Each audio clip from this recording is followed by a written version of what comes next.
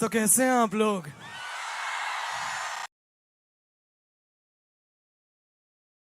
Hello दोस्तों, तो कैसे हैं आप लोग। दोस्तों बहुत बहुत स्वागत है आपका हमारे चैनल एंटीक कंप्यूटर स्टोर में। तो दोस्तों आज एक फिर से नया पीसी बिल्ड का वीडियो लेके हाजिर हूँ मैं आपके लिए। तो आज जो हम पीसी बिल्ड करने वाले हैं वो बहुत शानदार एक परफेक्ट बजट गेमिंग पीसी या सीपीयू होगा, जो कि है एमडी की तरफ से। तो मेरे एक कस्टमर है जो भोपाल में रहते हैं, उन्होंने मेरे कुछ वीडियोस देखे थे और मुझसे कॉन्टेक्ट किया था कि उनको भी एक गेमिंग सीपीयू बिल्ड करवाना है, जो कि होना चाहिए एमडी की तरफ से और उस पर पबजी एंड GTA 5 एकदम परफेक्ट स्मूथली चलना चाहिए। तो फाइनली ये वाला बिल्ड मैंने उनको करके दिया। उनका बजट था 20,000 रुपये, 20,000 रुपीज़ के अंदर उनको सीपीयू चाहिए था। तो बहुत शानदार एक परफेक्ट बजट सीपीयू यहाँ पे हमने बना दिया है एमडी की तरफ से।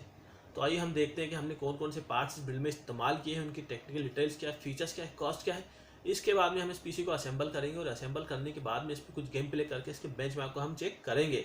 तो आइए दोस्तों शुरू करते हैं। तो दोस्तों सबसे पहला जो कंपोनेंट है बिल्ड का वो है एक सीपीयू प्रोसेसर। तो जो सीपीयू हमने इस बिल्ड में इस्तेमाल किया वो है एमडी की तरफ से आने वाला R3 3200G। एमडी का राजन 3 3200G हमने सीपीयू बिल्ड में इस्तेमाल किया है, जो कि एक बजट गेमिंग प्रोसेसर रहता है एमडी की तरफ से। साथ में ये वेगा ग्राफिक्स के साथ में आता है, वेगा 8, इसमें 2GB ग्राफिक्स रहता है एमडी का। तो ये वाला सीपीयू हमने इस बिल्ड में इस्तेमाल किया है, जो कि 4 कोर 4 थ्रेड्स में आता है और वेगा 8 ग्राफिक्स के साथ में आपको ये मिल जाता है। इसमें आपको ग्राफिक्स कार्ड नहीं लगाना पड़ता है। अगर आप कोई बजट गेमिंग सीपीयू बना रहे हैं, बजट गेमिंग पीसी बिल्ड कर रहे हैं, तो इस तरह के प्रोसेसर इस्तेमाल कर सकते हैं जिसमें वेगा ग्राफिक्स ऑलरेडी आता है। यहाँ पे आपको ग्राफिक्स कार्ड नहीं लगाना पड़ेगा। तो ये वाला सीपीयू हमने जिस बिल्ड में इस्तेमाल किया इसकी कॉस्ट है 8,300 रुपये। 8300 में आपको ये मिल जाता है। तो नेक्स्ट जो कंपोनेंट है बिल्ड का वो है एक मदरबोर्ड। तो जो मदरबोर्ड हमने इस बिल्ड में इस्तेमाल किया वो है गीगाबाइट की तरफ से आने वाला A320MH। ये वाला बोर्ड हमने इस बिल्ड में इस्तेमाल किया, जो कि एंटी लेवल का बेसिक लेवल का मदरबोर्ड रहता है। A320 चिपसेट का बजट गेमिंग सीपीयूज के लिए एकदम परफेक्ट रहता है।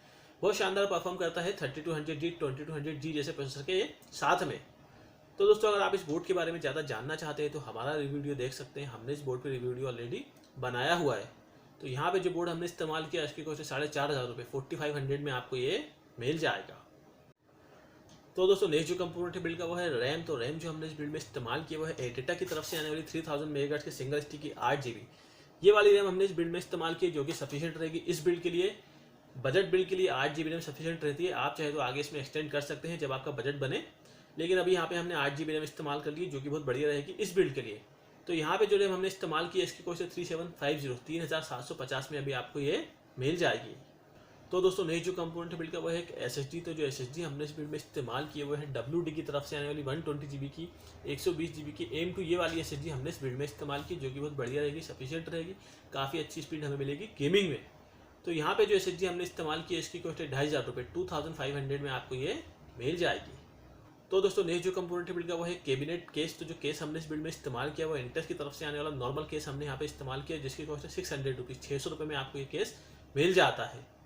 तो दोस्तों नेक्स्ट जो कंपोनेंट बिल्ड का वो है पावर सप्लाई SMP। तो जो SMP हमने इस बिल्ड में इस्तेमाल किया है वो है फेंटेक की तरफ से आने वाला ये वाला। ये SMP हमने इस बिल्ड में इस्तेमाल किया, जो कि एक बजट गेमिंग SMP रहता है, बहुत शानदार रहता है बजट बिल्ड के लिए।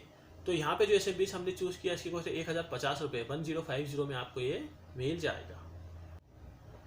तो दोस्तों जैसे कि आपने देख लिया कि हमने कौन कौन से पार्ट्स इस बिल्ड में इस्तेमाल किए हैं, उनके टेक्निकल डिटेल्स, फीचर्स और कॉस्ट हमने देख ली है। तो आइए अब हम इस पीसी को असेंबल करते हैं और देखते हैं कि असेंबल करने के बाद ये कैसा दिख रहा है, इसका लुक कैसा है, इसकी परफॉर्मेंस कैसी है। इसके बाद में हम इस पर कुछ गेम प्ले करके इसके बेंचमार्क को चेक करेंगे। तो आइए दोस्तों देखते हैं।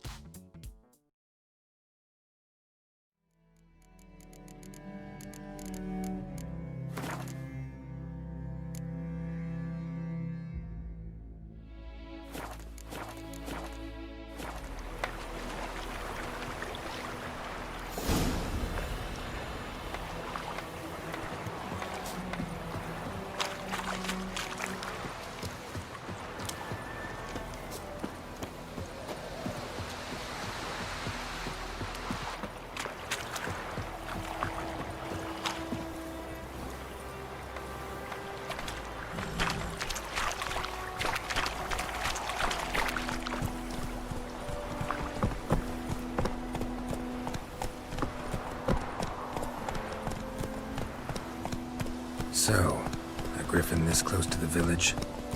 Strange. My thoughts exactly. In the forest or the mountains, sure, but here? Near the main road.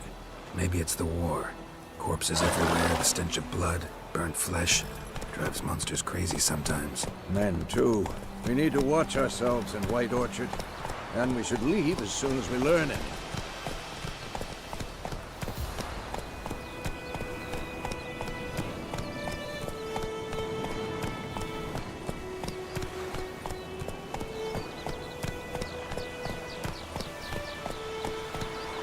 Come on, Roach.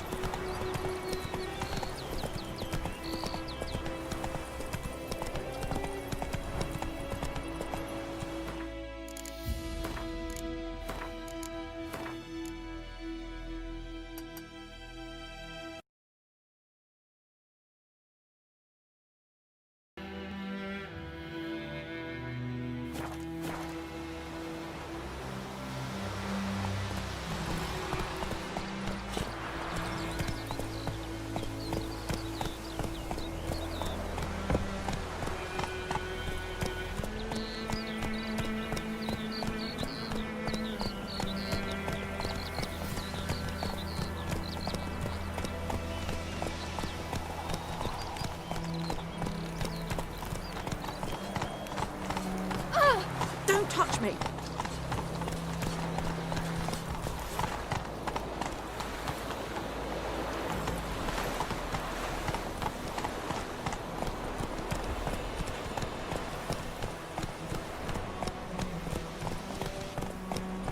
My gran told me about a Smith boy. Lad went missing one day, so folk nabbed a witch thing that was hunting nearby. Whoa! They poking him, asking. So he started twisting and squirming, so wham bam, they knocked his head off. Whoa there, Roach. Some clown that had sat on them. Witcher had nothing to do with it. What did the folk...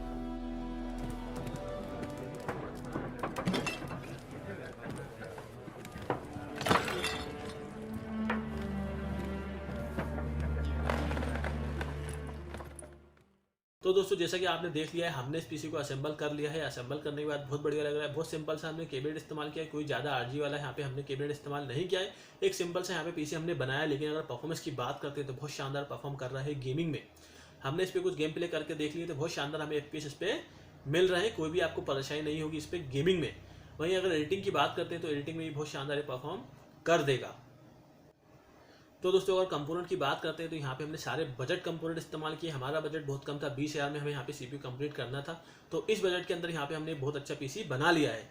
तो यहाँ पे हमने hard disk इस्तेमाल नहीं किए। Customer के पास एक already पहले से हार्ड डिस्क थी 500 GB की, तो वो वाली हार्ड डिस्क हमने यहाँ पे लगा दी है। तो दोस्तों अब बात करते हैं कि जो कंपोनेंट हमने इस बिल्ड में इस्तेमाल किए उनकी इंडिविजुअल कॉस्ट क्या है। तो जो CPU जो प्रोसेसर हमने चूज़ किया उसकी कॉस्ट है 8,300 रुपये। 8300 में CPU आपको मिल जाएगा। जो बोर्ड हमने लिया उसकी कॉस्ट है 4,500 रुपये। 4,500 में मदरबोर्ड आपको मिल जाएगा। जो रैम हमने इस्तेमाल की उसकी कॉस्ट है 3750 3750 में रैम आपको मिल जाएगी। जो SSD हमने इस्तेमाल किया उसकी कॉस्ट है 2,500 रुपये। 2,500 में SSD आपको मिल जाएगी। जो कैबिनेट हमने इस्तेमाल किया उसकी कॉस्ट है 600 रुपये। 600 में आपको एक कैबिनेट आपको मिल जाएगा।